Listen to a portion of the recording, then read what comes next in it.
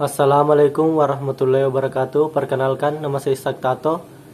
Saya kelompok dari 2B frekuensi pertama. Di sini saya akan menjelaskan tentang praktikum poligon gaya. Sebelum saya menjelaskan apa itu praktikum poligon gaya, pertama-tama kita harus mengetahui tentang percobaan dilakukannya praktikum poligon gaya. Percobaan dilakukannya praktikum poligon gaya itu terdiri atas dua. Yang pertama, tujuan instruksi umum, dan yang kedua, tujuan instruksi khusus.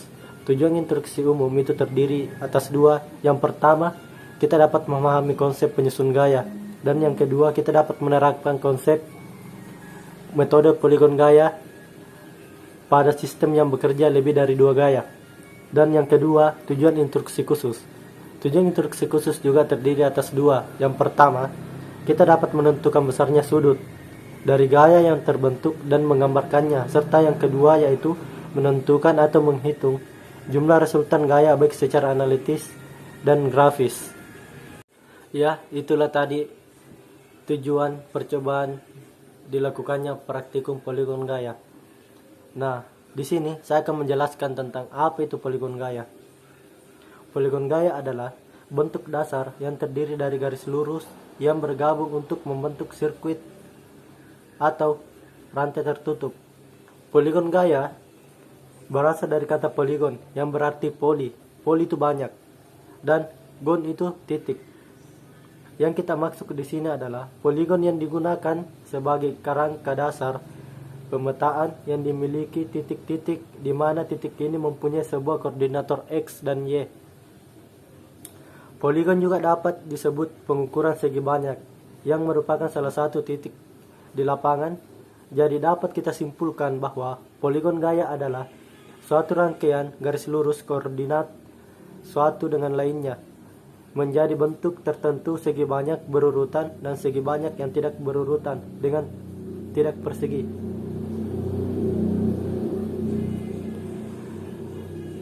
Poligon digunakan apabila titik-titik akan dicari koordinatornya terletak sehingga terbentuk segi banyak poligon.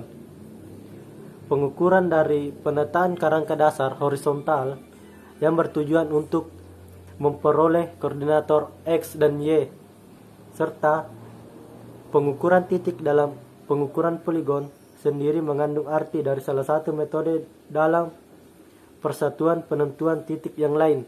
Adapun hukum-hukum yang bekerja pada praktikum poligon gaya. Hukum yang pertama itu hukum Newton 1. Bunyi dari hukum Newton 1, jika resultan gaya yang bekerja pada benda yang sama dengan 0, maka benda yang mula-mula diam akan tetap diam. Benda yang mula-mula bergerak lurus beraturan akan tetap lurus beraturan dengan kecepatan tetap. Dan yang kedua yaitu hukum Newton 2. Bunyi dari hukum Newton 2, percepatan dari suatu benda akan sebanding dengan jumlah gaya resultan gaya yang bekerja pada benda tersebut dan berbanding terbalik dengan massanya. Dan yang ketiga yaitu hukum Newton 3. Hukum Newton 3 itu berbunyi, jika suatu benda memberikan gaya pada benda lain, maka benda yang dikenai gaya akan memberikan gaya yang besarnya sama dengan gaya yang diterima dari benda pertama tetapi arahnya berlawanan. Adapun alat dan bahan yang harus kita persiapkan untuk melakukan praktikum poligon gaya. Yang pertama yaitu beban pemberat, busur derajat, alat peraga poligon gaya. Prosedur kerja. Adapun yang harus diperhatikan pada percobaan poligon gaya. Yang pertama yaitu posisi tali terbentang itu dapat di center point sebelum diberikan beban. Jadi dia dikalibrasi ke angka titik nolnya. Setelah itu, kita menyiapkan beberapa beban. Yang pertama adalah beban pemberat itu sendiri. Yang kedua adalah busur derajat yang digunakan untuk mengukur besarnya derajat terbentuk ketika telah diberikan beban yang berbeda-beda di setiap sudutnya. Langkah selanjutnya yaitu mengukur besarnya derajat terhadap garis horizontalnya. Ketika kita telah memberikan beban yang berbeda di setiap sisinya, maka sudut yang terbentuk tentunya akan berbeda-beda dengan setiap diagramnya. Cara pengukurannya yaitu kita meletakkan posisi busur derajat pas-pas di tengah dan kita mulai menghitungnya. Setelah kita melakukan prosedur tadi, prosedur selanjutnya adalah kita mulai yaitu mengulangi sebanyak 5 kali karena ditakutkan pada saat pengukuran sudut ada yang namanya human error. Kemudian kita hanya perlu menggantikan beban-beban di sisi yang berbeda. Jadi awalnya mungkin kita memberikan beban yang beratnya dominan berbeda. Dan selanjutnya kita akan memberikan beban yang beratnya ke kiri yaitu M2 dan ke kanan M3.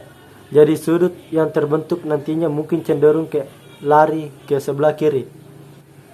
Adapun ayat yang berhubungan tentang dilakukannya praktikum poligon gaya yaitu Quran surat Yasin ayat 4 yang berbunyi, tidaklah mungkin bagi matahari mendapatkan bulan dan malam pun tidak dapat mendahului siang, dan masing-masing beredar pada garis edarnya.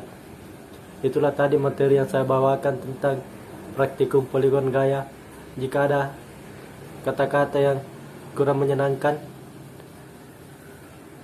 mohon maaf. Terima kasih. Assalamualaikum warahmatullahi wabarakatuh.